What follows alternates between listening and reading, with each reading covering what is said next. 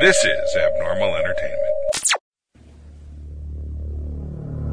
I am a real American, fight for the rights of every man. I am a real American, fight for what's right, fight for your life.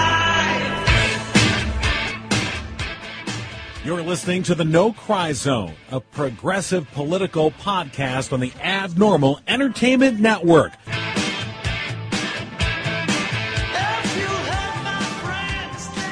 And welcome to the No Cry Zone. I'm here with Rob Vidro. John Arking has been let go for sexual assault allegations. But he doesn't. All right.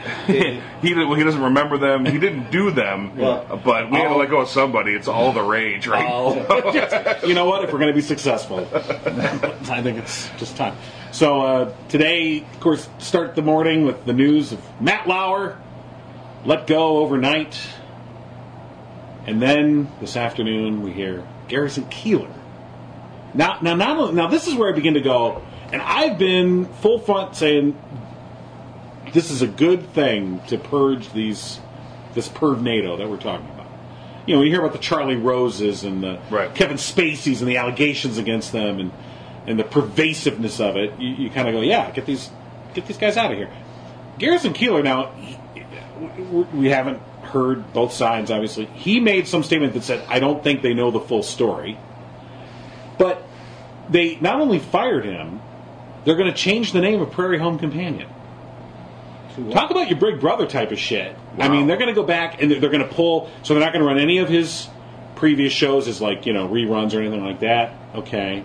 He's gone. They're scrubbing him from the website. And now they're going to change the name of the show. So he's retired from Prairie Home Companion. He was, yeah. I think he still had like a hand in it, like executive producer-wise. Probably he showed up once in a while, because he's like 9 million years old. He's 75 this year. Yeah. So that's close to 9 million. Yeah, closer than I am. It's Trump math. 75 with 9 million. Same thing. Yeah. That's how much I owe, right? 75. Done. So, yeah, I don't know. The Garrison Keillor thing, you kind of just begin to go, Yeah.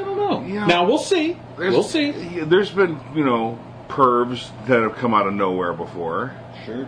I know that any of the comedians don't shock me. Because comedians are horrible human beings to begin. They just hate themselves. So they're going to do something awful. Well, and the Louis C.K., the fact that he was, masturbating in front of everybody and it was totally inappropriate and everything that befell him was his own fault, but it was more of a self-hatred. It was more of an act of self-hatred. I mean, he was involving these women in it. He was just a creep. That's. Yeah. But that wasn't a power thing. That was but it went along with display thing. It was just weird all the way around. Yeah, that one. Yeah, that's. But it didn't surprise me. That's Paul Rubens in a theater stuff. Well, see now. Here's the thing. It's funny you mentioned that. Paul Rubens in a theater. I mean, that was 1991 when he got busted for that, and he was vilified, and to this day, his name is a joke because of that.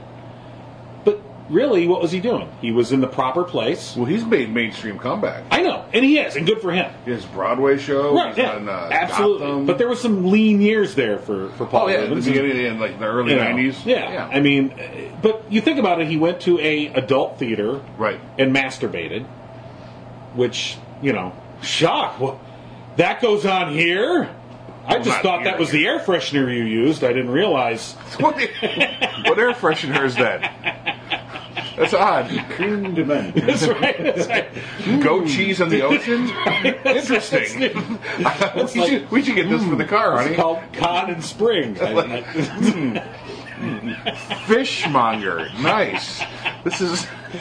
So you think about it. That was 25 plus years ago that happened. And because he, and now...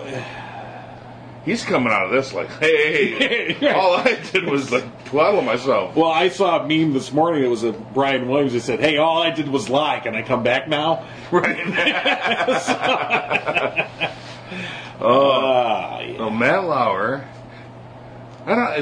So it said NBC said they investigated. A thorough investigation. Well, they said it was the first complaint they'd ever received on him, but that it was very detailed, and that they had reason to believe that there were other incidents. So they fired him. What I had also heard, though, was that the New York Times was working on a pretty in-depth story and had made some phone calls to ask for comment, and that this was trying to beat them to the gun. That's smart. To just, show them the door on the way out. Now, the other hand, here's the other thing. I hate Matt Lauer anyway. He seems like a fucking human turd. Everything I've ever heard about him is he's a piece of shit. I have zero opinion whatsoever. The way he dumped Ann Curry, who used to do the news used to be his co-host on the Today Show, who was actually very credible as a news person, and of course, they dumped her and brought in, Savannah Guthrie, and it was... Well, someone doesn't like Savannah Guthrie. Whatever. Nothing against her. I'm just saying Ann Curry was a very credible person, but all the, rumor stuff at the time was that he basically maneuvered to get her out, and it was all kinds of backroom shit. Interns from the past have said Lauer was just a shit guy. He treated them like dirt. Anyone who's in a position of power that treats somebody that's very low on the chain like shit, you're a fucking piece of shit. Fuck you. Right, like cheers are for talent only. Right. Yeah, those guys. So it's almost like you've had an incident. Still better. Oh, yeah. I didn't tell you. You did. Did I tell you that one?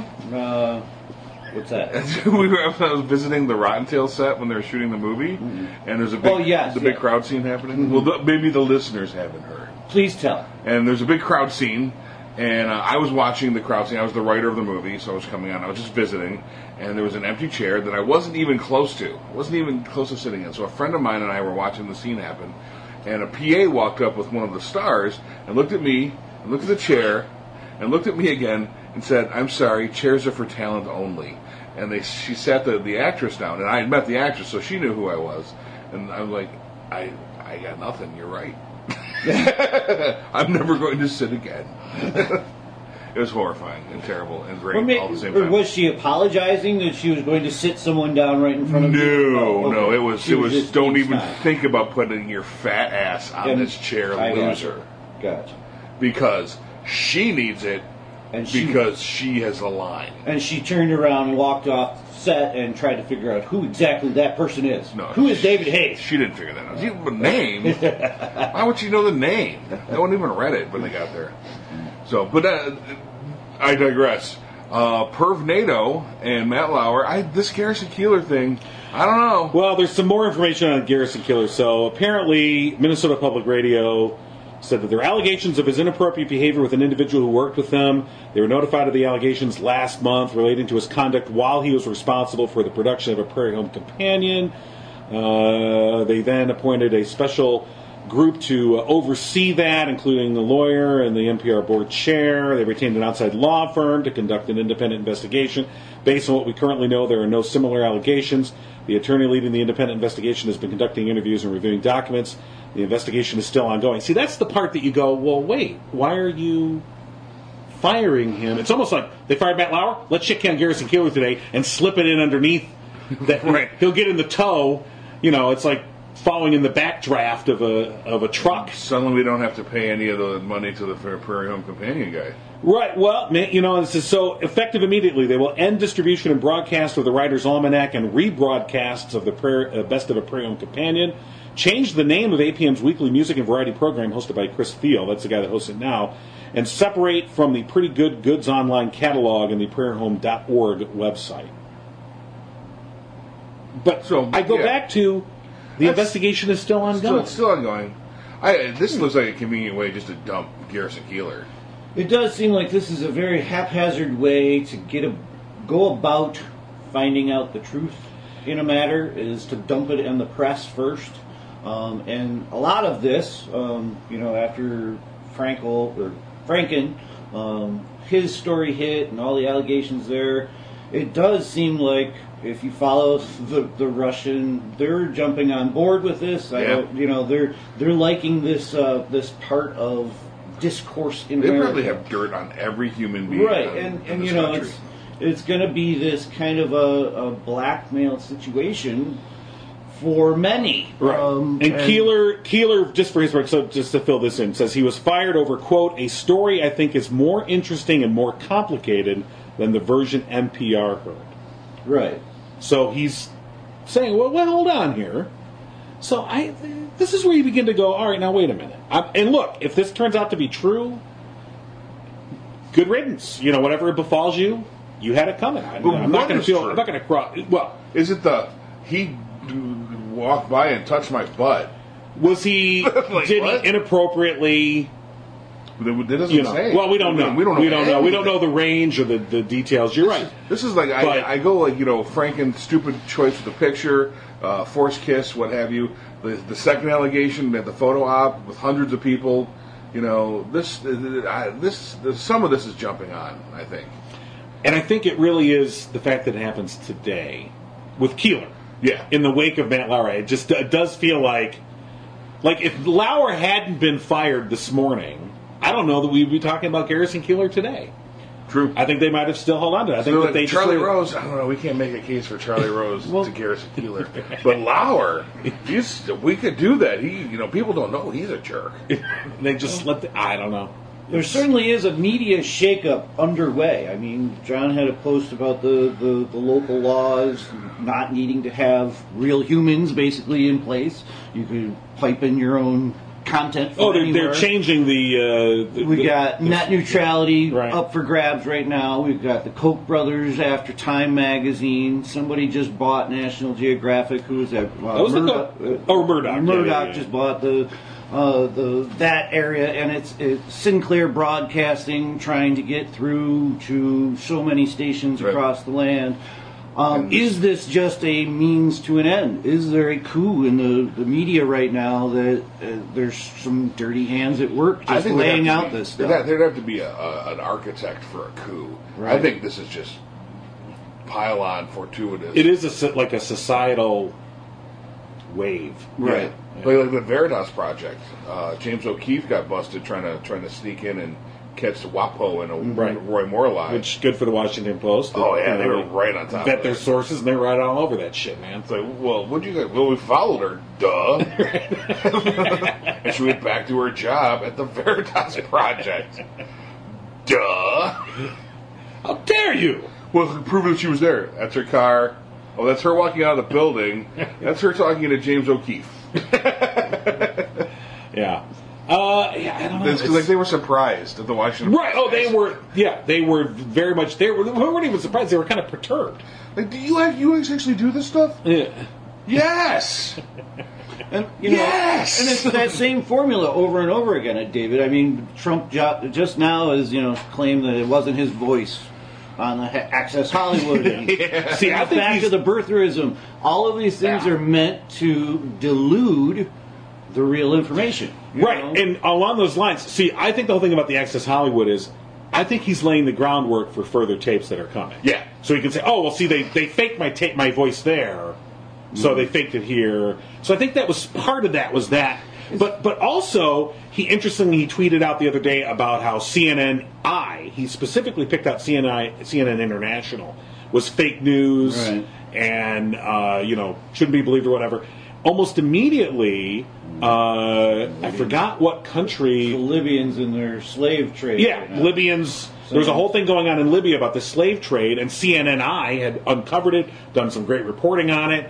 There was beginning to be some action taken in Libya about it, and then suddenly the government was like, well, CNI is fake. See, the president of the United States said it's fake. So it was kind of their convenient out to just go, oh, we don't have to listen somewhere. So it's discrediting every possible reputable source for any kind of positive action, or at least any sort of action to lift the rock up and look at what's underneath around the world. Right. And you're right. I don't think that there's some master plot, but it's all moving in a direction that is very dark. Yeah. Well, these are all dictator tricks. I mean, you get the public to distrust their own media, whether they think they're in the pocket of the government or they're just in their own interest, trying to get clicks and viewership, and that is a typical trick. And it does seem like, to me, if you look at the big risk board, it's like all the dictators are now glomming on to Trump, and they're using the same playbook. I mean, this has happened already. We could go look at Russian history from when Putin came on board through today, and I guarantee you Trump is doing those steps because it has worked well for Putin. It has made him a very rich man. Here's what he's running into that they probably don't expect. Well, if you get everyone to not trust their media, what they don't realize is the people that they're trying to fool are 100% completely and totally, utterly addicted to said media. So they're not going to give it up. They're still going to be looking at it regardless. Mm-hmm. And it's still going to be ever-present. So they're never going to get rid of it. But if you can point them to the preferred media sources, i.e. propaganda, state-run media. But again, there's not enough. People want But Sinclair Broadcasting, you get... I'm just saying you get those types of organizations that are aligned. Maybe they're not run or controlled, but they're aligned with the powers that be. Then you... And it turns out to be just in their own best interest. This goes back to my conspiracy theory, argument, is it's not usually, a mass-wide thing. I was talking about the Kennedy thing.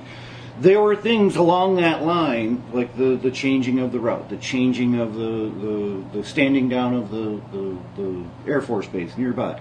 Those people were not involved in that conspiracy. They just took orders or said it's in my best interest to do this because, if I don't, there'll be X, Y, or Z listed against me. So all of that happens along the line. You can see it in the Republican Party, how they've changed in the last 15 to 20 years. It used to be they were arguing about this, arguing about the same points, and we do this point better. It was all the same thing. Now it's just a complete twist of truth and fact. And right now, if you watch the tax hearings, they're up there claiming and have experts to say that the middle class is not going to have a tax increase. Oh, they're going to get a tax benefit. Yeah. And it's going to be great. Those type of things are listed in pages with numbers and tables and things like that. And the Democrat will put up their own information that they're providing and say, look, it's a tax increase. And they'll put up another one. The Republicans will and say, nope, see. Well, and that's the scary of the media changing. We're getting down to a point where we just have to let things happen, and then people have to see it for themselves. Right. It has to work in their real life because their media life is compromised. Yeah. I get what you're saying, and frankly, I don't know that we have any choice anyway. Right. But what worries me is that you do get to a point of no return. That you do get to a point where you're too far in to get back to what we consider normal. Mm-hmm. There's no going back. It's gone now. Yeah, I mean, the genie is out of the bottle in that regard. I mean, we still do not understand how to live with the internet. The internet is the thing that has changed everything. I mean, it has changed. When I say everything, I mean with a capital E, everything. It has changed societies, it's changed business, it's changed our social structure, it's changed personal relations, it's changed politics, it's changed everything, and we still don't know how to live with it. We still don't, and this is akin to when the printing press. I mean, there's really no other, I think thing that's comparable in terms of that. I mean, maybe the Industrial Revolution, but I think it goes back to the sea change that you saw with the printing press. Before the printing press, information tightly controlled by the elites because they're the only ones that knew how to fucking read. And they could afford the paper, literally, and people to write it out. And once the printing press comes, I mean, it was considered a weapon it was considered a weapon. I mean, it was a state secret. I mean, people could lose their heads if they owned a printing press. Anyway, so the internet's changed. We have no clue how to live with this. You can't turn it off. But on the other hand, you look like the whole net neutrality thing. The benefits of the internet, the obvious benefits of the internet, are being walled off from us, and we're left only with it being a control mechanism. We don't get any of the benefits of it, where it opened up all this freedom of choice and the freedom, and now it's like, well, we're going to wall you in, we're going to take away these choices, and little by little, and eventually it just becomes, it's a tube, a one-way tube of information to you, and not the other way around. Well, and even now it's becoming a rich man's game. I mean, what's your Comcast bill? I mean, a lot of people can't afford to have internet in their home to get that information, whether it's good or bad. And it is somewhat of the same type of regulations against information, freely passed from one to another. So I don't know how that'll all work. I just know that they got their guy in there, and their story is that it's the left wing media that is wrecking it, and Twitter and Facebook and all those guys are wielding too much power. We need to channel them down. I mean, they're not even really talking about the tiered service or what's going to happen once it all happens. Their whole story is these social media people have too much power, just like the printing press, and we want to rein it in because it's not our message, And when we do control the message, we get caught, i.e. the Russian investigation. We need to. This is sad, but something's going down, and there's going to have to get worse before it gets better. There's going to be some type of revolt somehow, whether it's a revolt of information, a revolt of intellectualism. You almost wish there was an electromagnetic pulse. Oh yeah. I mean, you almost go, gosh, to K-Manus. I mean, even if just for a week, I don't know. I mean,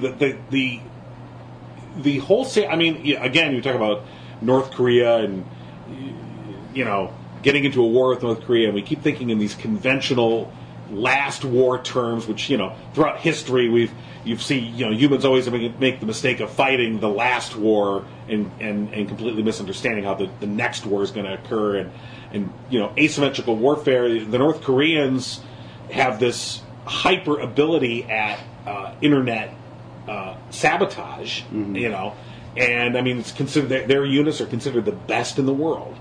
And I just think, we think, oh, we're going to start bombing them. They're like, not if all of your fucking internet goes down and can't be brought back up. Good luck dealing with your public. Boop. Another ship crash. Right. Another ship crash mysteriously, too. Right. All taking over navigation. It's all computer-driven. And this was the ship that was hauling back the Fitzgerald. Yeah. The other ship that crashed. Yeah. You're like, what is going on? It's catchy. Yeah. It's airborne. It's airborne virus. It's that water. I mean, what the water there. The water. Right. So, but then the most recent missile launch flew over Japan again. Right. The stats are they can reach DC. Mm-hmm. Well, they say this missile can hit anywhere in the continental U.S. now. Not anywhere. DC was as far as they. Well, that's pretty much everything you can need. get to the East Coast. Maine safe. Jessica Fletcher's safe. We're moving to Maine. Oh my god. Get some clam chowder there, see? But I don't know. I just think that. Did anyone notice the timing of the missile? Yeah, of all of this, all of these crazy things are all coming on the heels of everyone reporting that Flynn has flipped. Right. Yeah. I mean, every time there's big news dropped about the Russian thing, we got a missile crisis, we got Trump going crazy on Twitter. All of these things are meant to distract. He tweeted. I can't keep up. This morning or yesterday, last night, whatever, or was it this morning? Yeah, and he back to the retweeted Muslims. 4 anti-Muslim videos that were put up by this, just vicious right-wing British group. Right. Just these horrendous videos that, of course, defame, everybody that's a Muslim, and whatever.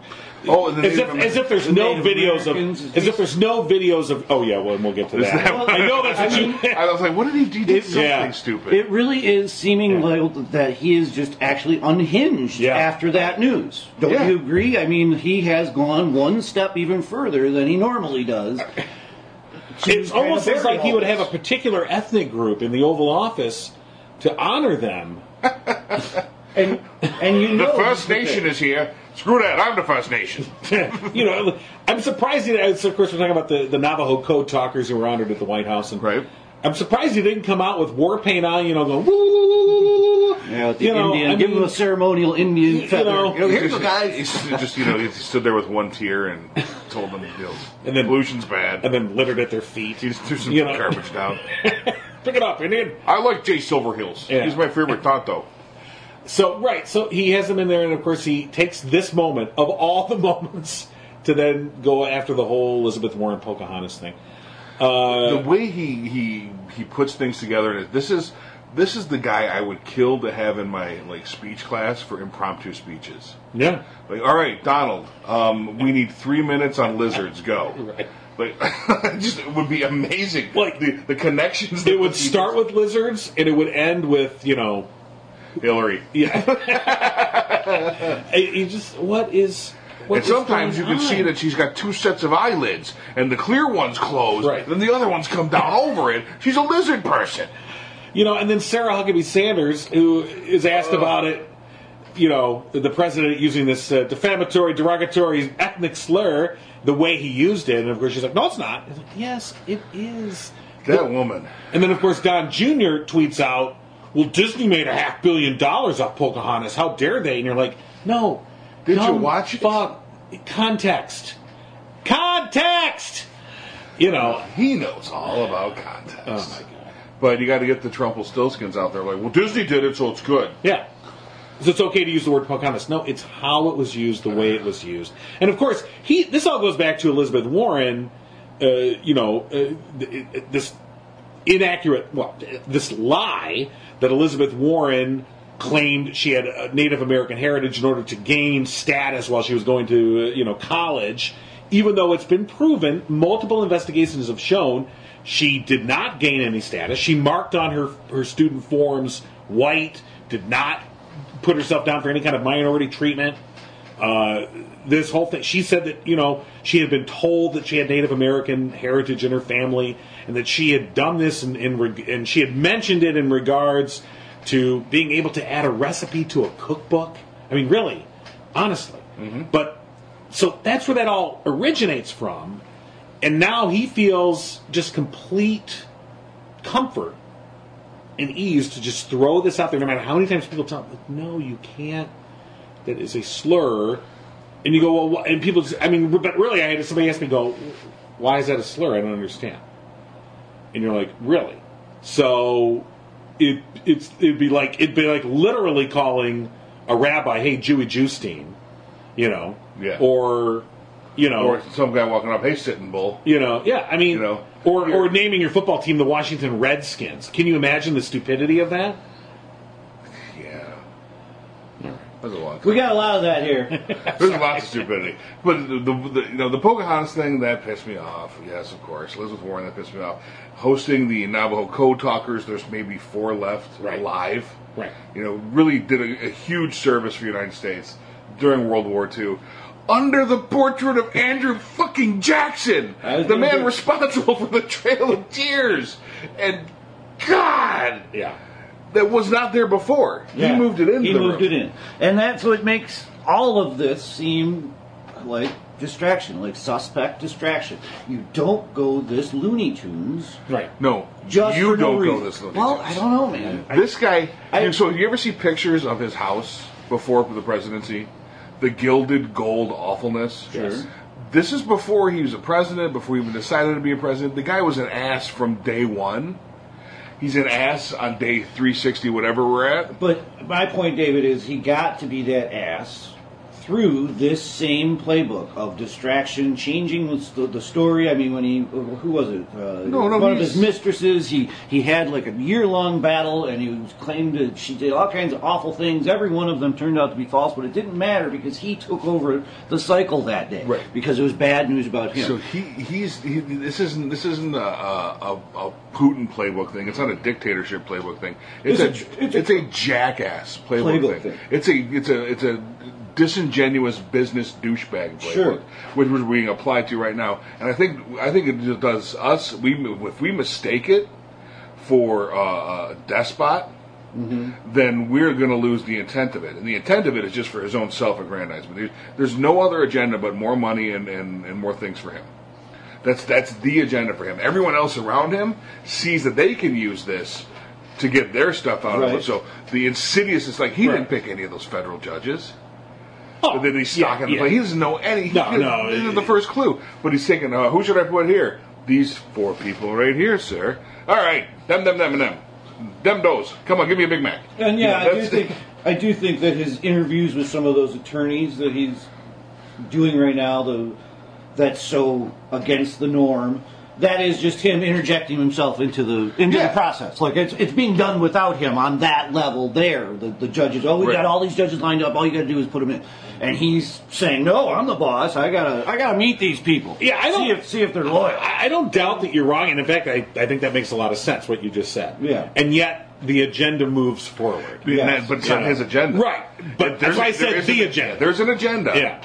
And so I think Mitch McConnell finally figured out how to work him.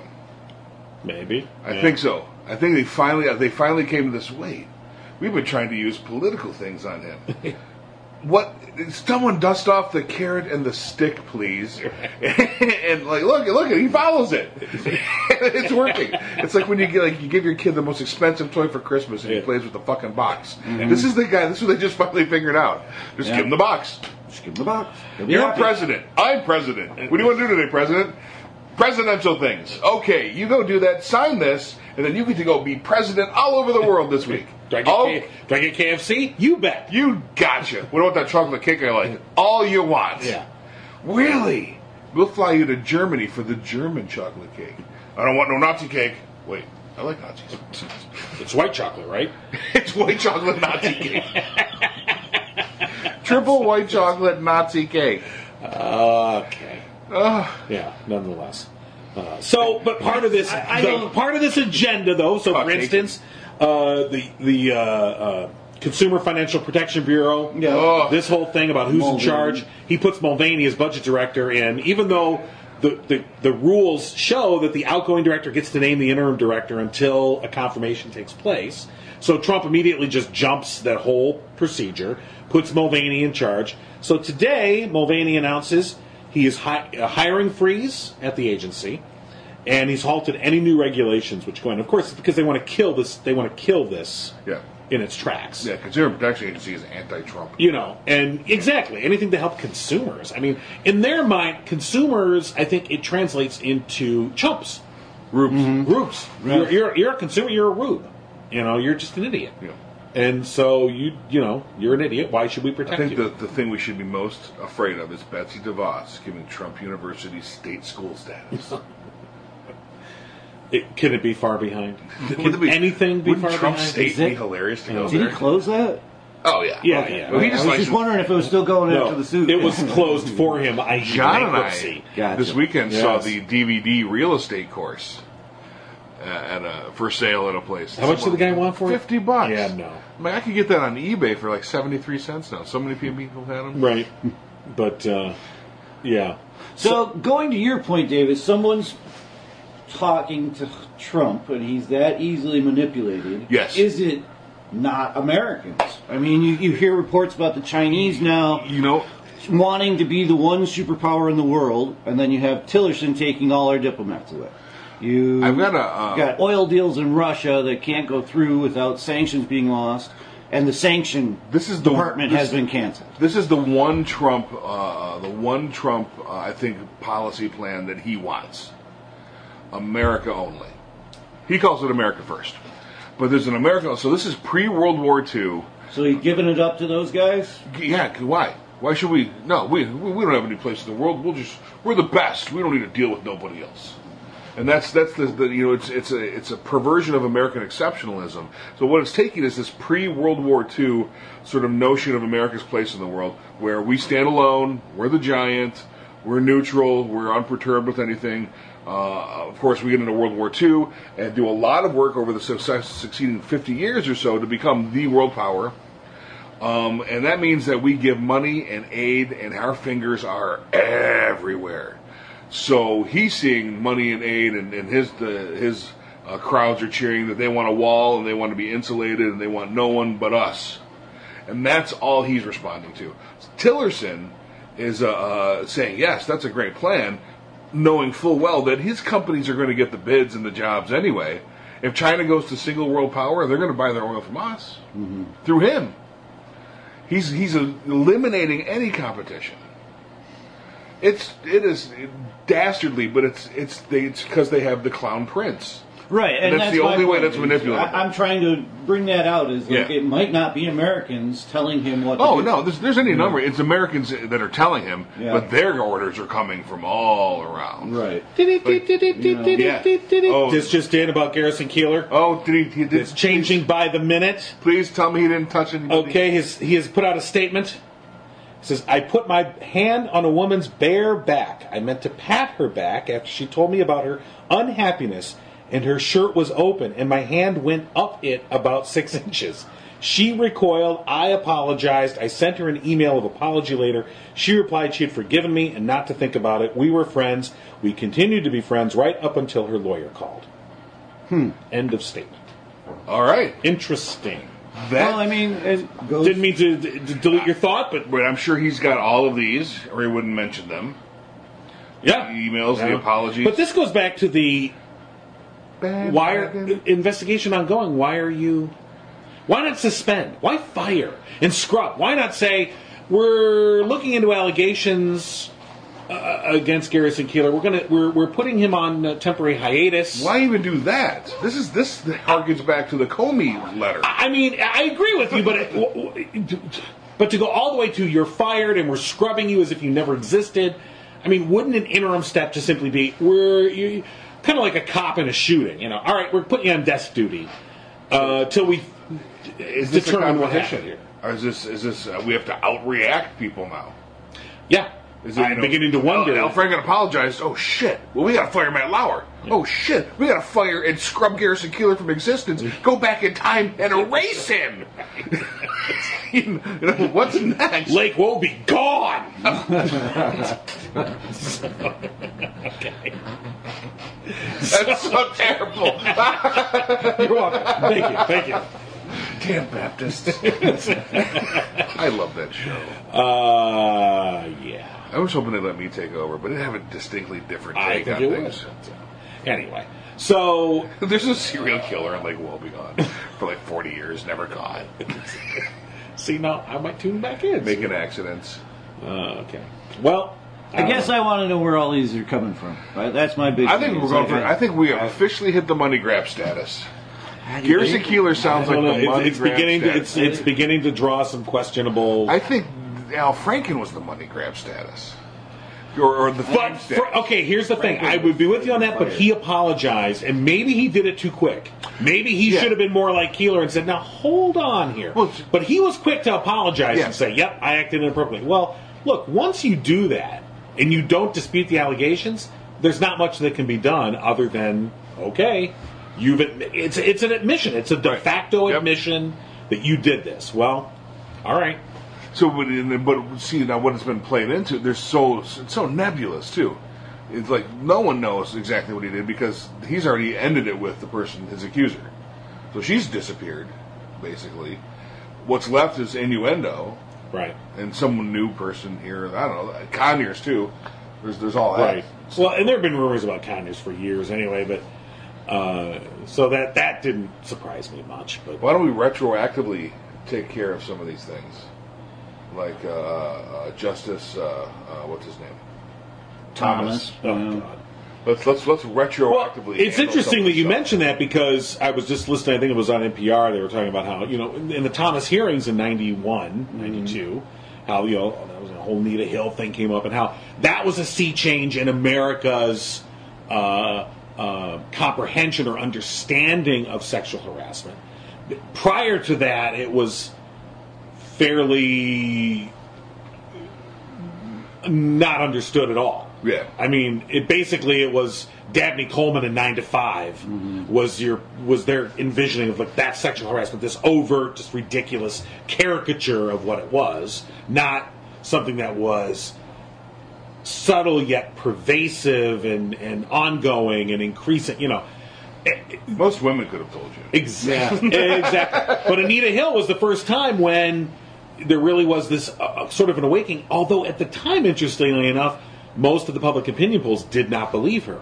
Right. Even though that incident, you began to see a sea change in the public's perception of sexual harassment. They didn't believe her, but they began to overall look at sexual harassment in a different light. And there's a concentrated campaign discredit Right. at the time against her. Oh yeah, absolutely.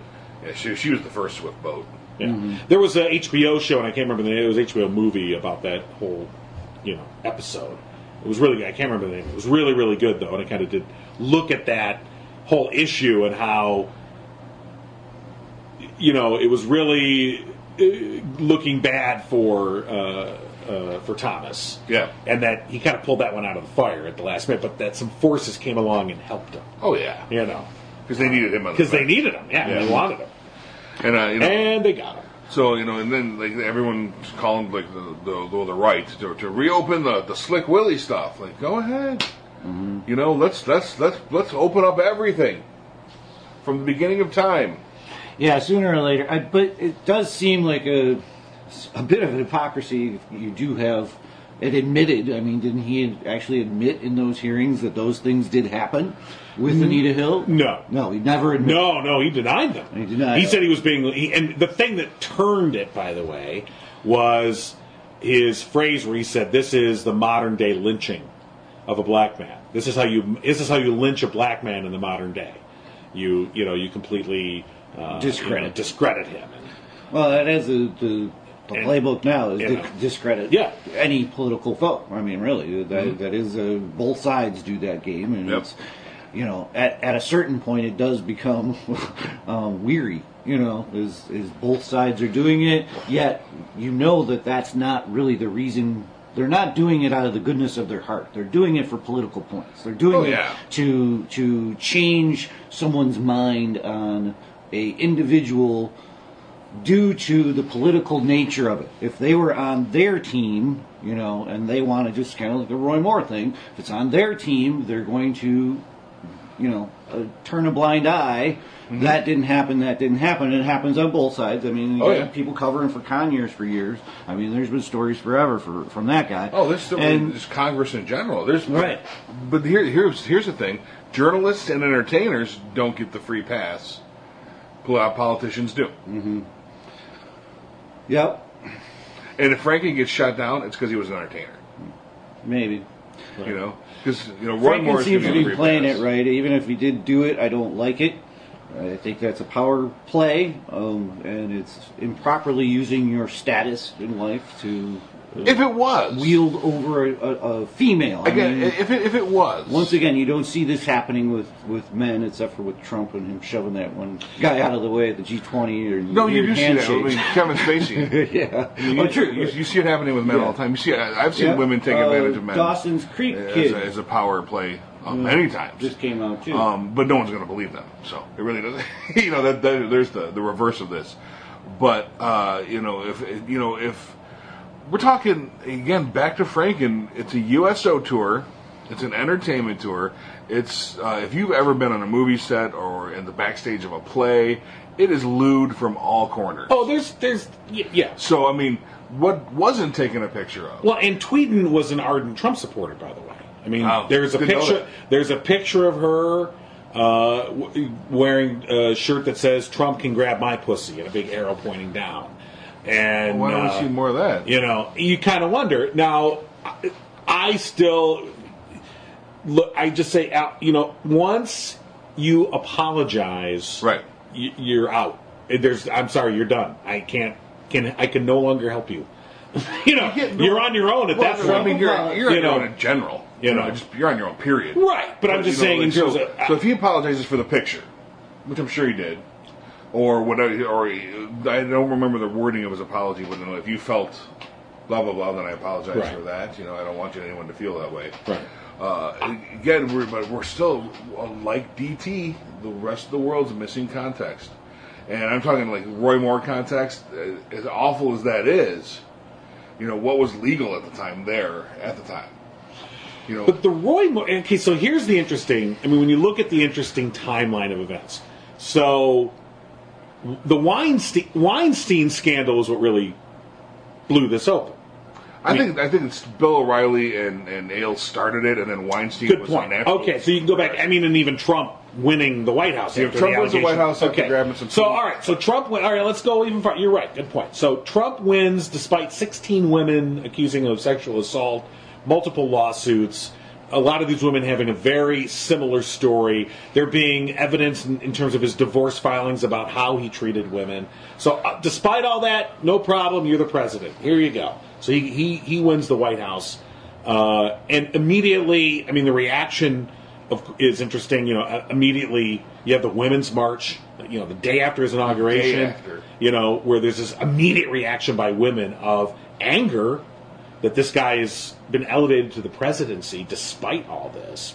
So that's ongoing. You're right. Out of that then comes I think it was Ailes during the election, and then O'Reilly. And then O'Reilly. But Weinstein, and so that all happened, right? Right. Weinstein, though, was the thing that I think kicked open this latest frenzy. Right. And that's what it is now, is a frenzy. So Weinstein happens, and it's kind of ongoing, and I think most people were mostly bemused, is the word I'm going to use for that. There was some shock or whatever, but I think the general public was just like, Hollywood producer, you know, whatever. Right. Shocked. The Hollywood producer was, you know. So, inappropriate. I can't believe that. And as the details came out and the salacious nature of it all, you're like, okay, this guy's a douchebag, fine. Right. All right, fine. But it didn't really, no one was losing their shit over it, except the women that were involved. But then Roy Moore. See, I think the Roy Moore stuff is when it really just kicked that, just knocked the whole fucking thing over. Well, that didn't. See, now that ended time frames. So there was that until so long ago sort of problem, and Roy Moore ended that. Like he was he's 40 years ago. Yeah, I mean, right. So roughly 35, 40 years ago. So not prosecutable, but everyone should know. But it goes to character, and right, the guy's a dirtbag. Right. And his current wife is 15 years younger than him. Right. Well, whatever. But you know, so that's his stop. And my point is when does all that matter? But I'm just saying that. But I'm saying that the Roy Moore thing is what kicked it. Oh, would really just exploded it, in the sense of like just throwing gas on a fire. Yes, there was a fire burning and things were being consumed in that fire. And then the Roy Moore thing, it was just like throwing a tank of gas in a fire. And it's just exploding now. And because the Roy Moore thing, it's like it brought together different streams in a way that were somewhat disconnected, and it just united them. Politics, society, mall safety. Mall safety. A big issue. But they all sort of, it's like crossing the streams in Ghostbusters, you know? Don't cross the streams. Someone crossed the streams. Make sure you do. You know what you're doing, you know? And of course, they probably crossed the streams in that hotel room in Moscow. Hey! I'm out of here all week. All right. So brings me to compromat. Like, is this all Russian compromat? Is this all? No, this is the Roy Moore stuff that's too old even for the Russians. Is it really? I mean, is it a battle? I mean, Weinstein was a big supporter of Hillary. I mean, big. I mean, that's huge. She was bringing. I mean, we were talking about that. That Trump couldn't book anything. No, you don't think Weinstein had a hand in that? No, both the brothers were. And the other Weinstein brother accused his brother of abuse. Right. So I think it's a reaction to Trump getting away with it, and then it kind of broke open some doors. And then Kevin Spacey, that's a big one. That was huge. That was the first shot. That was not the first, but that was like a real shot. Like, what? Kevin Spacey? And he immediately gets fired and removed, and then people keep. And he has said not a fucking word. Oh no, because he's complicit. Because he just knew. He totally did it. All right. Anthony Rapp, all right, I got raped. And Corey Feldman with his allegations, he's out, and so Hollywood is the tainted sea, and that includes broadcast journalism as well. And I think we're about to see this tip of the iceberg in politics as well. Anthony Weiner was one thing. I think it's kind of weird that it's kind of. It's really a societal issue. I mean, really, it's a societal issue. We know this happens, and there's TV shows about it. I mean, you can even go look at the ads from the 50s and realize that we have been really awful to women. Just watch Mad Men. Yeah, I mean, that's the series I was talking about. So, why has that taken over the conversation versus the policies, the sanctions being lifted? These things in politics that actually do matter have been overrun by the things. I don't think it's a matter of being overrun. I think this stuff that the policy you're talking about is hundreds of years in the making. Yeah. The stuff we're talking about is thousands of years in the making. Ever since there have been men, there have been women stepped on. Yeah, absolutely. And this is bigger than any policy. This is what if this takes hold and this moves forward, and men are finally subjected to what they absolutely deserve, and a complete sea change in the power structure of how things work in the world. Right, but is there in the power structure? If politics is the ultimate, power structure. So interesting. You just said that. I'm on Twitter. Anna Navarro, I don't know if you remember, she's a Republican, anti-Trump Republican. Okay. Has been very active against Trump. Oh, she was the never Trumper. Right, never Trump, and it's been very active. So she, just interesting, she goes, Matt Lauer lost his job, Charlie Rose lost his job, Mark Halperin lost his job, Glenn Thrush lost his job, Billy Bush lost his job, Harvey Weinstein lost his job, Kevin Spacey lost his job, Conyers still in Congress, Moore still running, Trump still president. And it's interesting, the politics is that dividing line so far. Yes, right now. So but then it has to build too. Right. I would say if politics isn't the leader, then the people who make up our stories are, because they're the ones who dictate what people think. When everyone thinks of Muslims, Harvey Weinstein had a huge hand in that by casting certain people as villains and not allowing them to, they reiterate. Things there. So that's the first structure. What did Aristotle say when our stories? What was it? He said when our spectacle outweighs our story, the society becomes monstrous. So we're in that phase there. Politics is next, and you happen to have an entertainer as president. So sports is going to happen.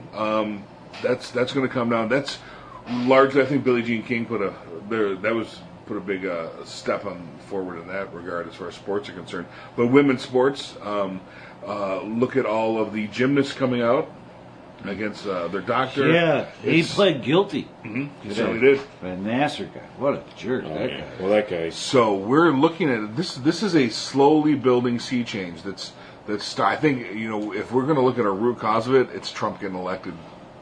And this is a reaction to it. Yeah. And so, Angela Merkel getting the heebie-jeebies when someone, rubs her shoulders. Now, next time, she's going to stand up and shrug them off. Maybe. Let's hope. Right. Yeah. It's coming. And Conyers is going to have to pay. Franken's going to have to pay. Trump will eventually pay. Will he, though? Yeah, in some respect. I almost feel like you have to believe in an afterlife that he's going to pay, because I don't know if he's going to pay in this life. He's not going to know he's paying. He'll turn it into a win. Well, that's probably true too. So yeah. There was a great Olbermann just finished up his series because he feels that there's really only, I think he said, 7 paths for the president of the United States, and all of them are bad. So I think that is somewhat telling that the people who have been digesting this problem since it started, some of them are saying, well, it's coming to a close. We've got new reports that I do think that he will be punished, he will be ousted, but how the power afterwards happens, I don't know. That's the funny thing, though. That the power, regardless of what happens to him, there's still this sea change in our society, which is cool. Keep moving that forward. I'm pretty 99.9% well assured that even while completely intoxicated, I haven't done anything rude. Pretty sure. Well, that was a statement from Franken, too. It's like, if you would have asked me if I've been, excellent to women my whole life, I would have said yes up until 2 weeks ago. So, I mean, I think that, yes, there are things that men do that don't realize that are offensive. Yeah. So, you might not want to make that statement. I don't know. That's what I said, I think. Yeah. Who's going to... I've already... What was the one woman who said that I was a horrible human? Oh, yeah, there was a radio listener who, who said that was when she dated me, I was a horrible human being, but I never met her. And then when we tracked it down, it turned out well, no, it wasn't you. It was just another guy named David. And she freely admitted, well, yeah, it's not him. It was just because she was like, that David Hayes is the horrible human being. Get him off your radio station. He's horrible. I hate him. Da-da-da-da. And I'm like, oh, my God, what's going on? What did I David, do? what did you do? Like, I don't know. And then we finally pinned her down. It was like, well, yeah, it's not him, but my old boyfriend's name was David. Hashtag me too. Good enough. You know, like, what the fuck? So me and Garrison Keeler are going to start a support group right now. Well, and that's what you're dealing with these news stories and things like that. People will get stuff in their head. Yeah. And they will never. Now Garrison Keeler is a convicted criminal, basically. Well, at least by to some Minnesota people, Public Radio. Well, to some people, I don't. Yeah. To that lady, maybe she had another boyfriend named Garrison. I don't know. Maybe it happened exactly the way he said, and a lawyer got to her.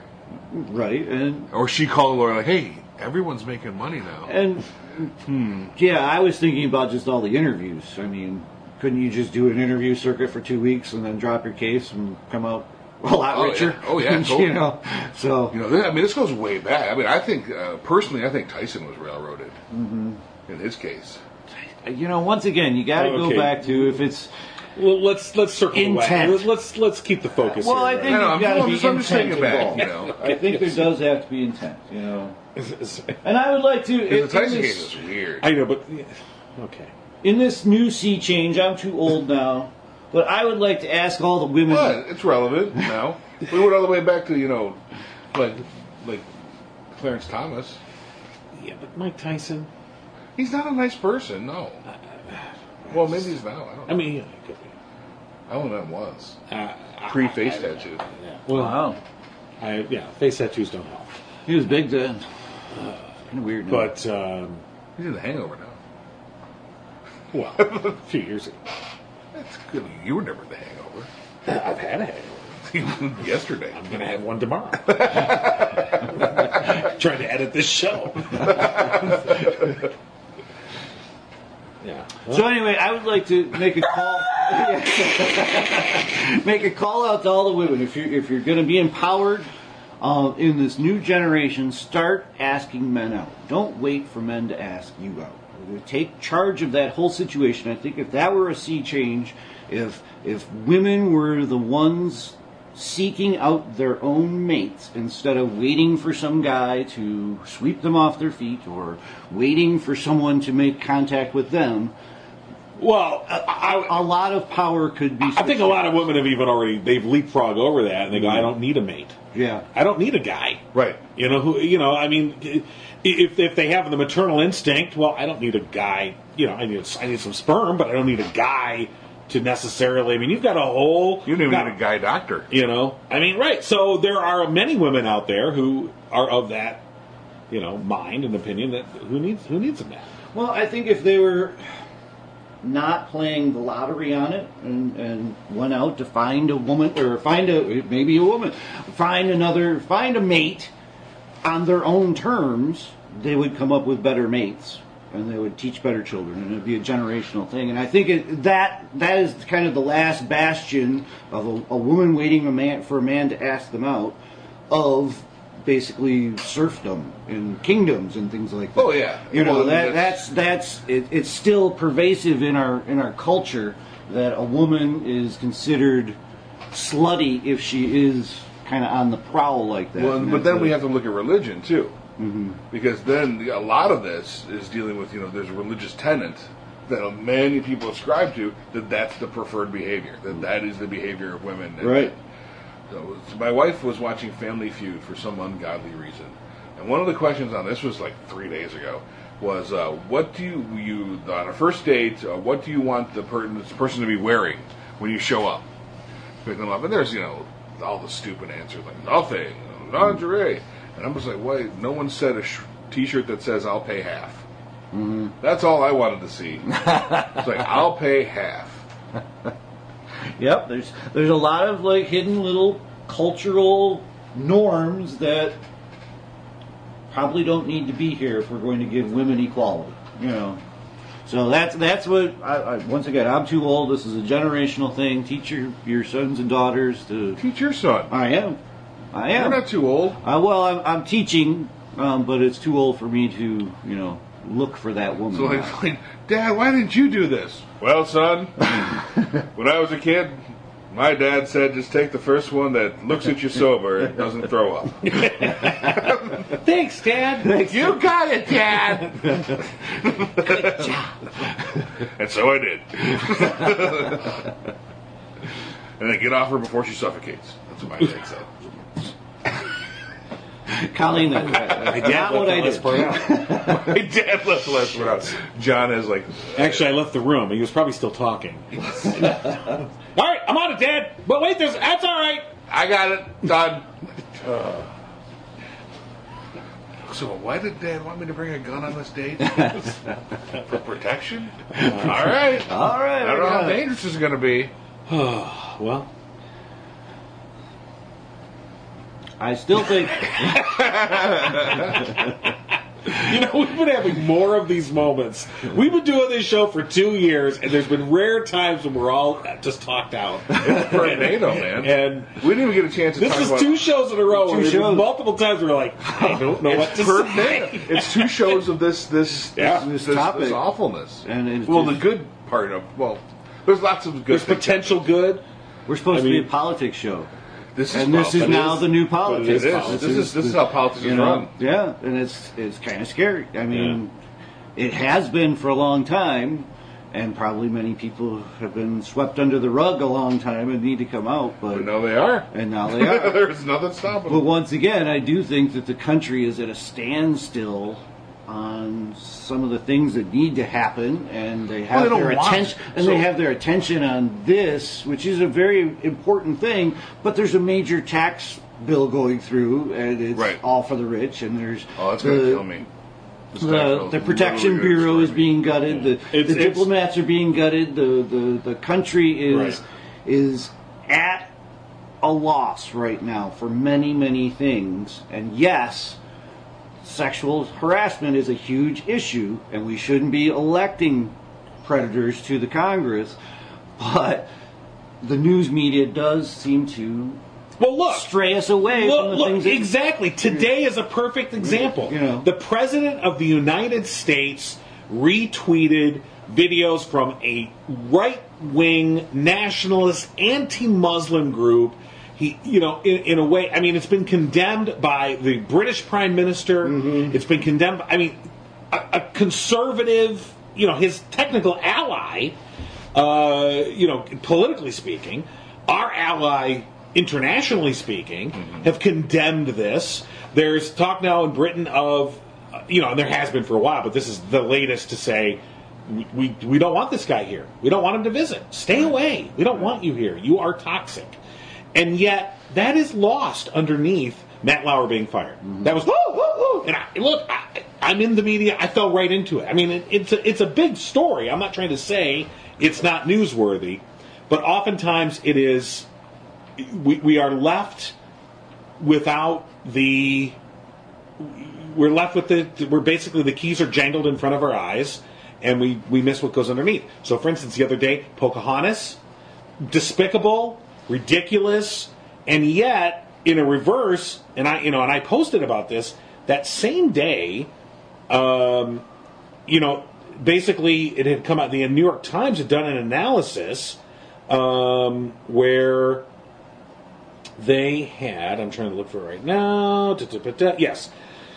Okay, so looking at this tax bill, all right, Washington Post basically did an analysis where they determined that Trump and people from the White House were personally talking to people that were writing the Senate bill and having them make changes that would vastly enrich himself because it would make these so-called pass-through companies would get a huge tax break. And in the original version, they weren't.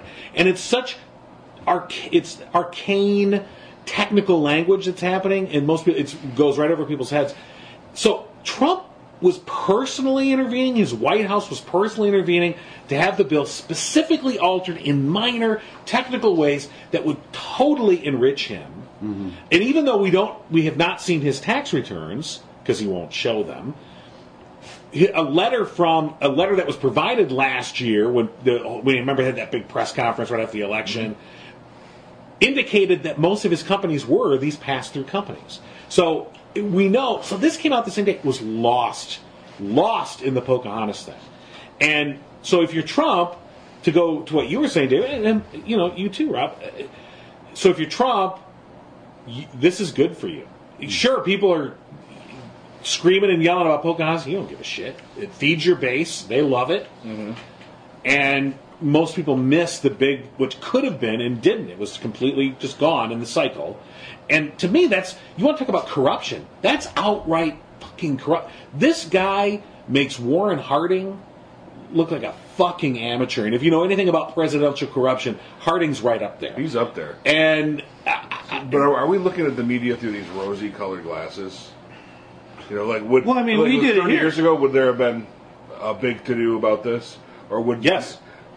I say yes. I say they get reported and people would forget about it because they'd be like, what? 30 years ago? Company? Yeah. 30 years ago? Yeah. 5 years ago, if it was a Democrat, and if it certainly was a black one, yeah. What about during Bush? So Bush does it. Okay. I think they would be less than 30 years ago. Yes, I agree. I don't think it just happened overnight. Yeah. It's been a trend in this direction, but I think it's reaching a even critical if Clinton mass did now. it, people would be like, oh, it's Bill.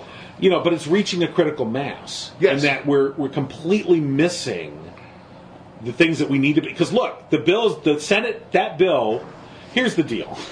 It got voted out of committee, so it's going to go to the floor. It's probably going to get voted on tomorrow, Thursday, Friday at the latest. It will likely pass. Mm-hmm. If it passes, it's becoming the law because the House and the Senate, they'll have to have a conference to work out their two bills. The difference between the two, not a big deal. They'll work it out. Trust me. Right. All right. So they'll work out a bill. It'll go to President Trump's desk. He will sign it. Boom. It's the law of the land. And when that happens, the whole nature of this country is going to change from a real standpoint. And yet this huge issue, what's going to affect our lives down the road? That Matt Lauer was a dick? Yeah. That Garrison Keillor was touched a woman's bare back and was a perv, or that, no. To those women that were involved, certainly. But to us as a society, as a country, no. The tax bill, yes. And it's going to slide through because there aren't enough people. Look at the healthcare thing. Every time that healthcare thing came back, like a fucking zombie, every fucking time it came back, people mobilized. They called senators. I don't really see a lot of it this time. They don't get it. I mean, that's the point of this. It's not misinformation, I don't think. This is, healthcare is something people can tangent, it's tactile to them. Mm-hmm. They can touch it, they can feel it, it affects them. The tax bill is this once a year weird thing that I got to do. Right. And so I don't think the sex sells. Period. Right. Sex sells. It's going to beat out everything. Yeah. Aside from uber violence, sex is getting more press than shootings now. We've now done that. Right. But this is the tax thing. This is their bet. I don't know why they didn't lead with tax. Because this is their best shot. Because this is people largely don't understand how this works. Well, and people didn't realize that the repeal of the Obamacare was a tax plan as well. That's a huge. It affected their tax. And the Senate plan, by the way, I almost thought, God, they're going to sabotage their own effort because the Senate plan includes a repeal of the mandate, the Obamacare mandate. And I thought, okay, they're hamstringing themselves, and it seemed like it was something that Trump pushed to get in there.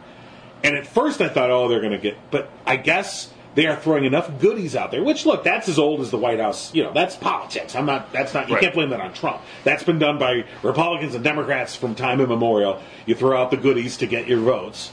And they're doing that. So to get those Republican votes that before were like, I can't vote to repeal Obamacare. Look, if this passes and they repeal the mandate, you've just effectively repealed Obamacare. Yeah. But without actually repealing it. Yeah, so you're not on record. Being like, and you're right. People don't get it. Right. They don't understand it. They don't even know about it. And partly, I don't think they know about it because they're too busy tisticking about Matt Lauer. Because that's what they like. Yeah, that's what they want to hear about. Right. This stuff. This is this is math. It's boring. No one does that on purpose. Yep. It's like and the general attitude is these are choices, though. Right. I don't want us to blame the media because they're there to make money. They are a for-profit, ratings-based system. The Washington Post is not, but TV media is. The fairness doctrine gone bye-bye many, many, many years ago. Now we're ratings-based. This is their job. This is their business. Well, even the Washington Post. I mean, look, they need profits to survive. Right. They have more leeway what they can cover. I agree. Yeah. Right, but it's because we've corporatized our media, and especially TV, like you were saying. I mean, and we have corporatized it, and that goes back to the that goes back to the Telecommunication Act of 1996, signed by Bill Clinton, pushed through by a Republican Congress, but with a lot of Democratic support. And yet, I think it's been one of the overall effects of that have been horrendous, and we're seeing what happens when you corporatize your media, and we're seeing that now, and what that means, the ability to control how that means. And yet, the net neutrality thing is I'm hearing the same fucking arguments about net neutrality. Oh, the free market, the choices you're going to have. We heard that same fucking shit in 96 when they did the Telecommunications Act and deregulated the telecommunications industry. And, the choices you're going to get. Here's the choice that you now have when it comes to broadcasting. You have the choice of Corporation A or B. That is your choice now. Right. One way or the other, Corporation A or B runs something that you're watching, listening, or reading to. And then net neutrality will kill all the independents. Right. They won't be able to compete. I mean, they'll have no ability to compete. Right. And they won't have access to. They're going to change the nature of the internet. Like I said, the internet, when it came out, was this Wild West in which it empowered we the people. Wow, I have access. The printing press. And now they're coming through and they're going, we're walling off that access. Yeah. You don't need that. You don't need that. You want that, you're going to pay $18.99 a month, and you can have it, but, and if you don't have the money, well, you don't get it. And even if you do have the money, you still don't get it. And most people sit complacently by. And all of the same... Because they don't understand it. Net neutrality is the same thing with the Senate tax bill. People don't get it. They don't understand it. Yeah. Like, well, it's good to have a neutral net. Well, yes, that's what they're removing. Yeah. What?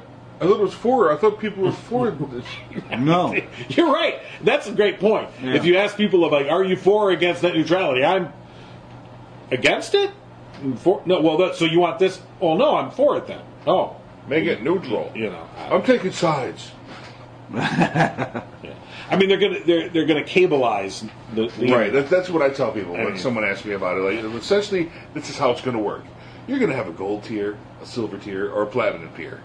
The basic tier, you're going to have dial-up modems. That's what you're going to be able to afford, and I'm going to be able to afford. And my entire business goes to shit and kaput, and I'm dead. Yeah. If we can afford for more, so you're going to see me at McDonald's a lot if there's still free Wi-Fi. You brought up that telecommunications thing. That was a rate jump in business telephone lines. Yep. That was like tripled my business telephone line immediately. And that's the same players are the same players who are at the FCC all the time claiming they have to have cable boxes. We all have smart TVs, but if you have Comcast, we got to put a box in your room. Right. Claiming that all of these things are better for the consumer when in fact they are actually. So this net neutrality gets voted down and it goes through and all these things start to happen.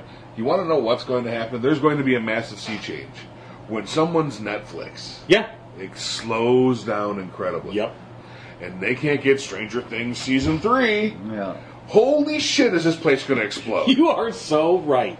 And then it will be. No one will give a shit about taxes. Nope. No one will give a shit about the Consumer Protection Bureau. No one will care about the environment. No one fucking cares. Season 3 of Stranger Things won't load. To the streets! And that's what they're America. not seeing. Yeah. And that's what we're looking at, That's what we protest against. Inconvenience. Inconvenience. We protest against inconvenience. Yeah, you're right. So yeah, this tax thing, everyone's going to be for it until it hits them. I'm like, what? What do you mean I owe $2,000 a year in taxes? Right. Welcome. Well, now you got to go vote some more people in. Good luck with that. Who's lying to you now? You can't tell anymore because Matt Lauer got fired. He was the only truth teller. Okay. So, yeah, that's it. We protest inconvenience. We do. Someone made Slurpees hard to get, this whole country would explode. And that just makes it all the more easy for someone to insert stories to to change the minds about their inconvenience. Well, that's where something like Sinclair Broadcasting, I think, comes in. Yeah, they have such absolutely. a reach, and they're so openly. Their agenda is so partisan and so Right. obvious. See, but they're part of that cable stuff too. They love net neutrality. Mm-hmm. That just drives people more to their tears and their broadcasts. They should love it. They don't, because they're in line with the Republican agenda. No, I meant flip Yeah. it. Yeah. So They want to repeat. Yeah. Oh, right. Okay. Right. Exactly. They So- want because they're bleeding people off for Roku and Netflix and right, Hulu. right. So. But yeah, oh gosh, I can't imagine. I don't know why Hulu and Netflix aren't up in arms, just going nuts with this. They are going to get money. Well, it's it's the same thing. It's going to be a subscription service. Oh, I mean, it already is. But it's, Well, I mean- I think because a lot of they're playing it safe. The same way that hospital systems and doctors largely played it safe through a lot of the healthcare debate. Only at the very end did they start getting vocal. Right. Where they're like, oh, all right, hold on. But even though they could see, they're like, this is not good. They largely stayed out of it because they were waiting to see where it would all fall, and then they'll That's just go true. with the winner.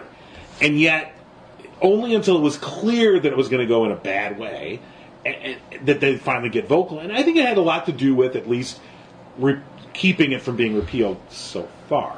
Right. But we'll see. See, yeah. So the tax bill isn't until 2019, right? That's when it hits.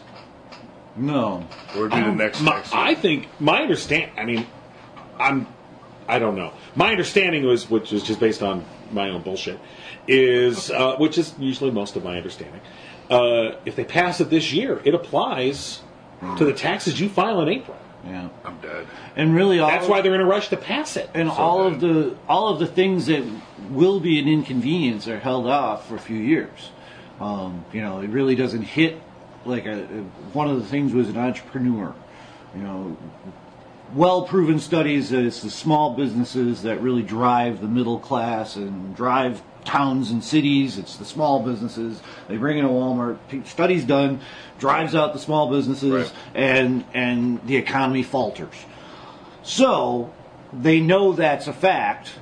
Yet they in 2027, an entrepreneur will be paying almost 70% of their business profit, which they'll hide or whatever. But still, as an entrepreneur is not going to have that army of tax lawyers. I watched this one where it was a tax lawyer basically talking about the tax code, 72,000 pages of tax code that we have. And he said it's now a game. There's lawyers that get themselves in the middle of writing and making it complicated to make it so that the loopholes aren't noticeable except to them. Mm-hmm. Then they can go and offer their services to companies and corporations which see value in that, pay them. Therefore, they're writing and writing and rewriting. So this whole thing of Trump making it on a postcard is an all absolute falsehood because he needs all those loopholes in the business, just like every corporation. What he wanted does. was on a postcard. It was like, give me more money, and he sent that. Yeah. So We need more. He's Just send not it. a get his hands dirty kind of guy. Yeah. He's a call a guy. So anyway, the whole point of all of these tax things are that the lawyers, most of them Republican, and the corporations, most of them Republican, don't want to pay taxes. They feel that is improper, and they have created a system so they don't have to. And it's always going to come down on the middle class because we don't have those tax lawyers. And we saw a glimpse of it. Well, we've seen glimpses of this for years, but I think it really showed its ugly head when Obama made that statement about, if you made your own business. You remember he was talking about you didn't do it on your own, Right. Like in other words, okay, that business is yours, but like the roads that bring the customers to you, where do you think that came from? The infrastructure that allows you, the subsidized utilities. Where does all that come? You are part of a society. You're not, and how business roared its ugly fucking head. Like how fucking dare the indignation that came from business about how dare you suggest That we pay we're taxes. a part of this society, Yeah. i.e., we have to pay taxes. Right. I mean, they didn't say that explicitly, but that was really kind of what they were arguing. How dare you say we're a part of the society? We're not a part of this society. You know, like we do drive we do this whatever the society. fuck. Yeah, we make the society. We do whatever the fuck we want. That was their attitude. It's like, Yeah. no, it's not. You are part of the society. Well, they're you not should gonna- pay your fair share. Fuck you. We're not going to. This is like 2027. That's a long time away. Right, but Next year, I'm dead. Like literally, I am dead Yeah, with taxes. If this plan goes through, you're not going to see me. Even- I'm going to be working 700 jobs. Right, I saw, there was a thing online that was put up by the Tax Information Center, whatever it was, and they did a quick calculator where you could just do some quick calculations about how this was going to affect your tax. So I have a kid in college, all right, and in 2 years I'll have another one in college. The tax breaks I get, just that one simple thing. I didn't even look at anything else. Just having the one kid in college, if this passes this year and it affects my taxes, the ones I have to file in April, I'm going to lose at least $3,000 in deductions that will be gone. That it will completely change. I will end up owing money. Yes. Now, year to year, I've gotten a nice, healthy tax return. What have I done with that tax return? Because I have my taxes built that way so that I get a tax return. And we've always used that to either do vacation, make a home improvement. In other words, we've taken that money and we've immediately put it back into the economy. Yeah. All right? So if I lose that, just that one thing, and from what I'm reading, there's going to be many other things I'm going to lose. I'm going to end up paying. So here's what we have a pool. All right? Middle class dreams, whatever. We got a pool, needs a new heater. I was going to buy a heater with our tax return. If I have to pay tax, guess what? The local pool place that was going to get my money to buy and install a heater, they are not going to get my money to buy and install a heater. So right there, that one little thing, it changes everything. It will deprive the local economy.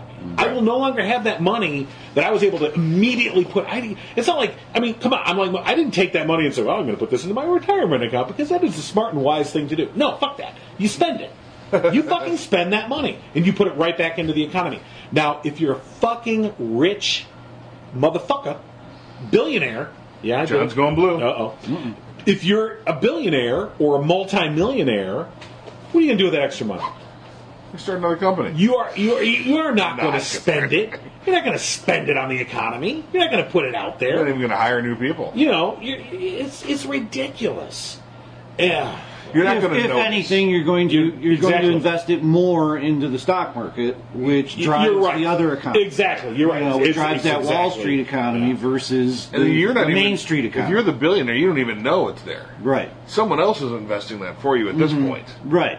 And many billionaires have come out saying, I don't need it. Elizabeth Warren had a great little thing. The amount of money that they're giving away to the billionaires could pay off every student loan in the nation.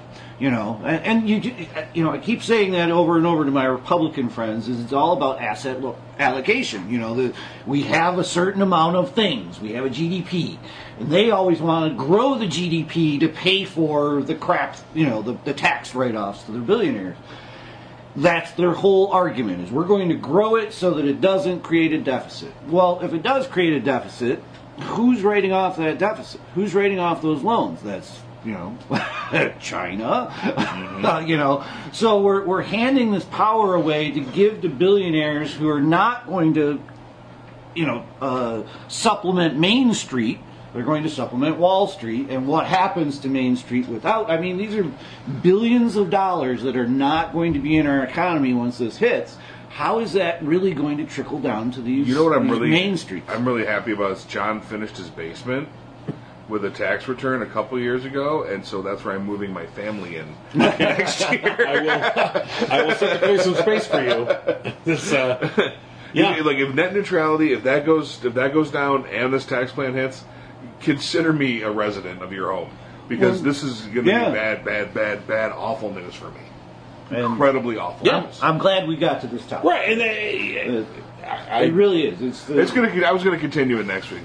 I was gonna see what happens with this. we will continue this next week one way or the other, and I think it'll be in a way that it's not This going to is going to be in a, oh my God, where's Dave? Oh, he's in a cave.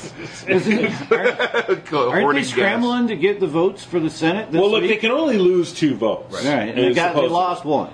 supposedly, but now I Kennedy heard they're wooing him back. You don't got. And so they're throwing to everything that they that they can. Lumpkin. No. Season tickets. Right. To who? The Knicks. No. Hamilton, Broadway, Chicago. So Community theater. What? Okay.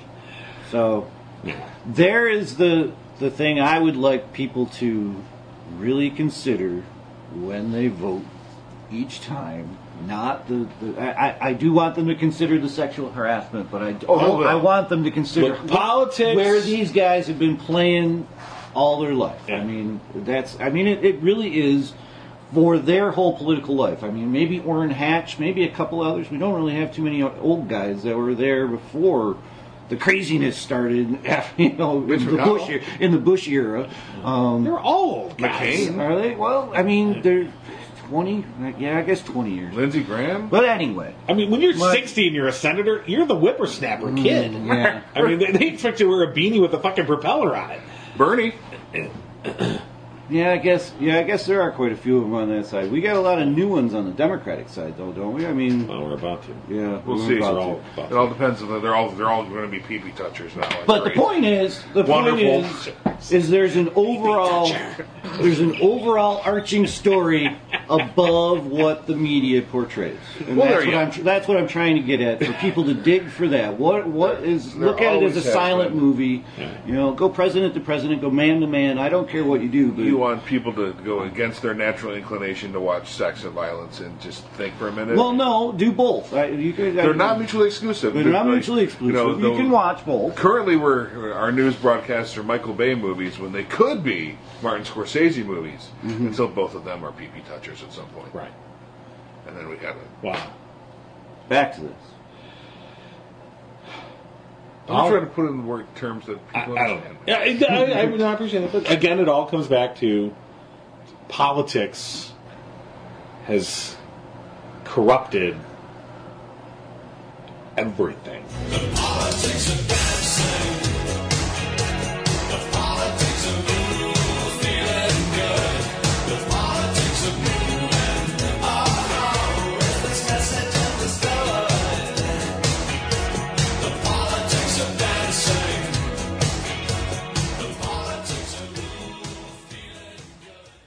Subscribe to the No Cry Zone on iTunes and Stitcher and at abnormalentertainment.com/No Cry Zone. Find the No Cry Zone on Facebook and tweet at No Cry Zone. Email nocryzonepodcast@gmail.com. And for more podcasts, comics, books, movies, and more, head to abnormalentertainment.com. You've been listening to the Abnormal Entertainment Network.